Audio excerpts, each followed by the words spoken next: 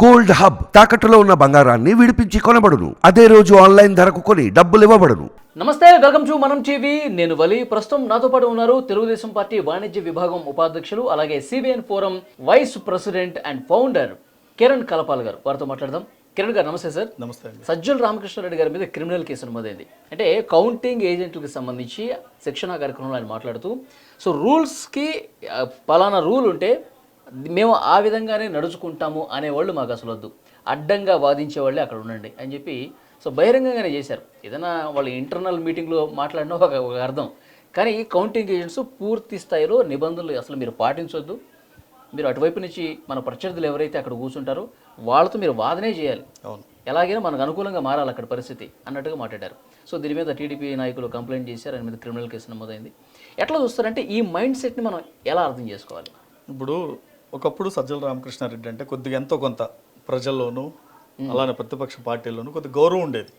ఎందుకంటే మనిషి ఒక విపరీత స్వభావం కలిగిన మనిషి కాదు. అంటే బ్యాక్గ్రౌండ్ ఏదో జగన్మోహన్ రెడ్డికి స్క్రిప్ట్లు ఇస్తాడు, షాడో సీఎంగా ఉన్నాడని పేరుంది. కానీ ఇలా గత వారం 10 రోజుల నుండి చూస్తే సజ్జల రామకృష్ణారెడ్డిలో ఒక మార్పు స్పష్టంగా కనిపిస్తుంది. ఎందుకంటే ఫస్ట్ వైకాపా పార్టీ ఓడిపోతుందని ఓటమి భయం, నెక్స్ట్ కూటమి భయం, ఎన్నికలకు ముందు కూటమి భయం, ఎన్నికలు అయిపోయిన తర్వాత ఓటమి భయం. ఓకే, ఈ రెండుటితో వాళ్ళకి ఏం చేయాలో అర్థం కాక ఇలాంటి షాడో మేధావులందరూ పొన్నవోలు సుధాకర్ రెడ్డి, సజ్జల రామకృష్ణారెడ్డి, ఇలా అందరు రెడ్డి, వైవి సుబ్బారెడ్డి, వీళ్ళందరూ ఆల్మోస్ట్ ఇక ఓటమి దగ్గరికి, అంటే రోజులు అంతకుముందు కౌంటింగ్ 20 రోజులు ఉందనంగా కొద్దిగా పర్లేదు, దగ్గరికి వచ్చేటప్పటికి సర్వేలన్నీ అనుకూలంగా లేకపోవటం వలన, కూటమికి అనుకూలంగా ఉండటం వలన, వాళ్ళ అనాలిసిస్లన్నీ ఒకదానికొకటి దెబ్బ పడటం వలన వీళ్ళకేంటంటే ఇక ఒక భయాందోళన.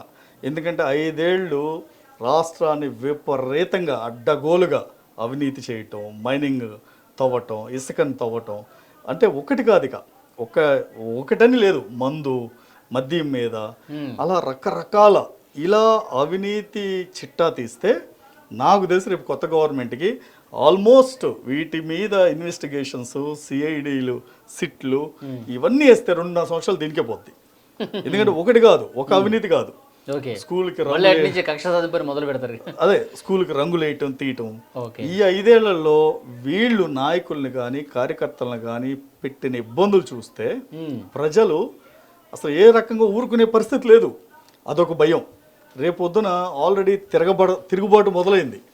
మీరు మాచర్లో చూస్తే పిన్నెల్లి రామకృష్ణారెడ్డి విషయంలో కానివ్వండి, గన్నవరం వల్లభనేని విషయంలో కానివ్వండి, చంద్రగిరి పులివర్తి నాన్నగారి విషయంలో కార్యకర్తల తిరుగుబాటు మొదలైంది. ఆ తిరుగుబాటు రేపొద్దున గత 15 రోజుల నుండి జగన్మోహన్ రెడ్డి వెళ్ళేటప్పుడు ఐపాక్కి ఒక సందేశం ఇచ్చేళ్ళాడు, దేశం అంటే దేశం ఆశ్చర్యపడేలా ఫలితాలు వస్తాయని. అదంతా బూటకపు నాటకం వంటిది. 100% ఓటమి చెందుతున్నారని తెలుసు. ఐపాక్ టీము అర్థం కాని స్థితిలో అయోమయంలో ఉంటే జగన్మోహన్ రెడ్డి గారిలో వాళ్ళకి ఓదార్పిస్తున్నాడు. ఎందుకంటే ఎక్కడైనా సరే జగన్మోహన్ రెడ్డి గారు ఒక రాజకీయ పార్టీ నడిపేటప్పుడు ఎనాలిసిస్ కానీ లేదు అంటే కనుక రాజకీయ వ్యూహాలు ఇవ్వటంలో ఐపాక్ టీం ఉంది. అంటే రిపోర్ట్ ఎవరు ఇవ్వాలి? ఐపాక్ టీం జగన్మోహన్ రెడ్డి గారికి ఇవ్వాలి. వెళ్ళేటప్పుడు ఈయన వాళ్ళకి రిపోర్ట్ ఇచ్చి వాళ్ళు ధైర్యంగా ఉండండి అని చెప్పి, అంటే ఈ 20 రోజుల్లో పార్టీ నాయకులు కానీ కౌంటింగ్ ఏజెంట్లు కానీ చేజారిపోకుండా వేసిన వ్యూహాత్మక పన్నాగం ఇది పక్కా. ఓకే, దీనికోసం జగన్మోహన్ రెడ్డి మెప్పు కోసమో, జగన్మోహన్ రెడ్డి నుండి ఏదన్నా మన్నలు పొందడానికో ఈయన ఒక స్కెచ్ చేశాడు. ఏంటంటే కౌంటింగ్ ఏజెంట్లు ఇలా ఉండకూడదు, ఇలా ఉండాలి అని రెచ్చగొట్టే ధోరణిలో మాట్లాడాడు. అదేమైంది? ఇప్పుడు మనం చూస్తూ, ఇప్పుడు తను మాట్లాడింది మీడియా ముందు మాట్లాడినప్పుడు అది మీడియా క్లిప్ ఉంటుంది కదా, దాన్ని తీసుకుని తెలుగుదేశం పార్టీ నాయకులు ఎలక్షన్ ఈసీకి కంప్లైంట్ చేశారు. ఈసీ వెంటనే క్రిమినల్ కేసు పెట్టడం జరిగింది. అంటే ఇవన్నీ రేపు ఈయనే కాదండి, పొన్నవోలు సుధాకర్ రెడ్డి యూకే నుండి వచ్చిన తర్వాత కూడా ఆయన మీద కూడా కేసులు పెట్టాల్సిందే. ఎందుకంటే జగన్మోహన్ రెడ్డి ఫ్యాక్షన్ మనస్తత్వం గలవాడు, జగన్మోహన్ రెడ్డి ఫ్యాక్షనిస్టు, జగన్మోహన్ రెడ్డి 10 మందిని ఫ్యాక్షన్ ద్వారా కాపాడాడు. అదే జగన్మోహన్ రెడ్డి తలలు తెగ్గొట్టేస్తాడని చెప్తున్నాడు. అది కూడా రెచ్చగొట్టే ధోరణి, ఆ రెచ్చగొట్టే మాట. నిజంగా గెలిచే మైండ్ సెట్, ఆ ఆత్మవిశ్వాసం నిజంగా ఉండుంటే కనుక అలాంటి వ్యాఖ్యలు రావు. ఇంకొకటి, అలా రెచ్చగొట్టే మనస్తత్వం, ఇది ప్రజాస్వామ్య దేశం అండి. భారతదేశం అనేది ప్రజాస్వామ్య దేశం. ఇలాంటి దేశంలో రెచ్చగొట్టే మాటలు, రెచ్చగొట్టే వ్యూహాత్మకమైన పనులు చేస్తే వాళ్ళ మీద ఏ విధమైన శిక్ష అయినా తీసుకోవచ్చు. ఓకే. ఎందుకంటే రేపు రాబోయే ప్రభుత్వం ఆ వీడియో క్లిప్పులను తీసి కూడా కేసులు పెట్టొచ్చు, వాళ్ళు నేర్పిన విద్యే కదా. సో ఈ సజ్జల రామకృష్ణారెడ్డి ఇలాంటి వ్యూహాత్మకమైన, అంటే రేపు ఓటమి చెందిన తర్వాత ప్రజలకు ఒక స్పష్టమైన సంకేతం ఇచ్చే విధంగా వీళ్ళు మాట్లాడుతున్నారు. అంటే జగన్మోహన్ రెడ్డి పథకాలు ఇచ్చాడు, సంక్షేమాన్ని ఇచ్చాడు, అయినా ప్రజలు ఓటేశారు, ఇక్కడేదో గడబడి జరిగింది అనేది క్రియేట్ చేయాలన్నదే వీళ్ళ ఉద్దేశం. అంతేగాని రేపు వీళ్ళు ఎంత రెచ్చగొట్టినా వైకాపా నాయకులు కానీ కార్యకర్తలు కానీ ఒక్కడు కూడా గొడవలు చేయడానికి ముందుకు రారు.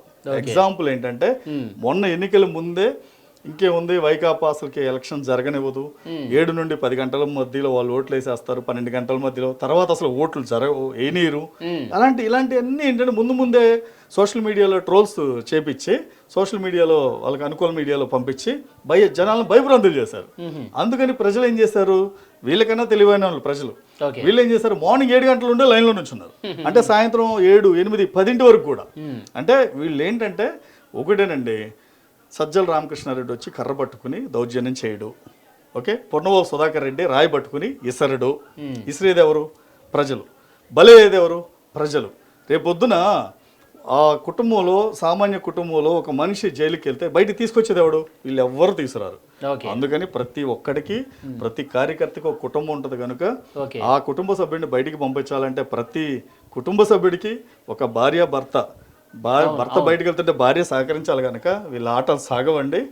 వీళ్ళు ఎంత రెచ్చగొడుతున్నారు అంటే వీళ్ళ పక్కన తిరిగే చెంచాగాళ్ళు, వీళ్ళ అనుచరులే బయటికి వెళ్ళట్లా, బయటికి వెళ్ళరు కాబట్టి వీళ్ళందరూ కౌంటింగ్ కేంద్రం దగ్గర మీరు ఇలాగే ఉండండి, ఇలాగే వాదించిన వాళ్ళని శిక్షణ చేసే కార్యక్రమం చేశారు కాబట్టి చేశారు. కౌంటింగ్ రోజు ఏమన్నా ఆ కేంద్రాల దగ్గర గొడవలు చేసే పరిస్థితి ఉందా? ఒకటండి, ప్రత్యేకంగా ఈసీని మేము కోరేది ఏంటంటే తెలుగుదేశం పార్టీ తరఫున ప్రత్యేక సిఆర్పిఎఫ్ దళాలను కానివ్వండి, ఎన్ఎస్జీలను కానివ్వండి, నేషనల్ సెక్యూరిటీ గార్డ్స్ని కానివ్వండి పెట్టి స్పెషల్ ప్రొటెక్షన్ ఇవ్వాల్సిన బాధ్యత ఉంది వాళ్ళ మీద.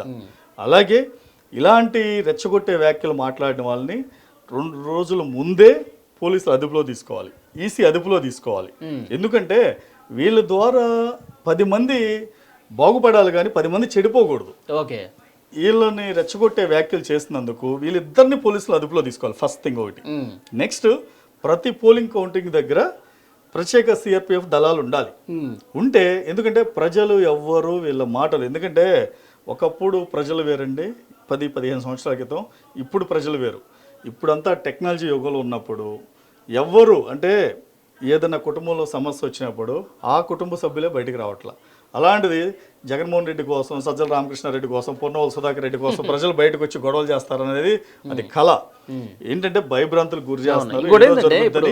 మనకి వ్యతిరేకంగా ఓటింగ్ పడుతుంది అనే ఆలోచన వచ్చినప్పుడే ఇంత గొడవలు చేశారు, హింసాత్మక ఘటనలు జరిగాయి. ఇక మనం ఓడిపోతున్నాం అని చెప్పి ట్రెండ్స్ వస్తున్నప్పుడు ఇంకెంత దారుణాలకు తెగబడతారనేది ఒక అనుమానం. ఇప్పుడు మీకు ఇంకోటి తెగబట్టడానికి ఒకటండి, వీళ్ళు అనుకున్నట్టు ప్రజల్లో స్పష్టంగా ఒక మార్పు ఉంది. రేపు పొద్దున వైకాపా కార్యకర్తలకు కానీ నాయకులకు కానీ కూటమి వస్తుందని ప్రతి ఒక్కరికి తెలుసు. వాళ్ళ పార్టీ కీ రోల్ పోషించే నాయకులే కూటమి వైపు బెట్టింగ్లు వేస్తున్నారు. ఓకే, ఆల్మోస్ట్ 25 నుండి 30 మంది వైకాపా నాయకులు కూటమి గెలుస్తుందని 20-25 కోట్లు కాస్తున్నారు. అంటే దీన్ని బట్టి టీడీపీ కూటమి గెలుస్తుందని ఒక అంచనాకు వచ్చారు. నెక్స్ట్, జగన్కి సమీప బంధువు, అంటే నీ పేరు చెప్పకూడదు, పేరు తెలుసు, సమీప బంధువు 45 కోట్లు బెట్టింగ్ వేశాడు. జగన్మోహన్ రెడ్డికి అత్యంత సన్నిహితుడు, దగ్గర బంధువు ఆయన, ఇప్పుడు ప్రస్తుతం మినిస్టర్ కూడా.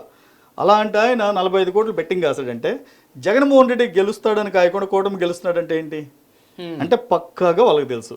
ఆల్రెడీ వాళ్ళ నాయకుడు బొత్స సత్యనారాయణ గారు రేపు వచ్చేది కూటమియే, మనం ఎవ్వరు గొడవలు చేయొద్దు, రేపు పొద్దున వాళ్ళు చేస్తే మనం తట్టుకోలేమని ఆయన ఒక ఇండైరెక్ట్ ఇండికేషన్ ఇచ్చేసాడు.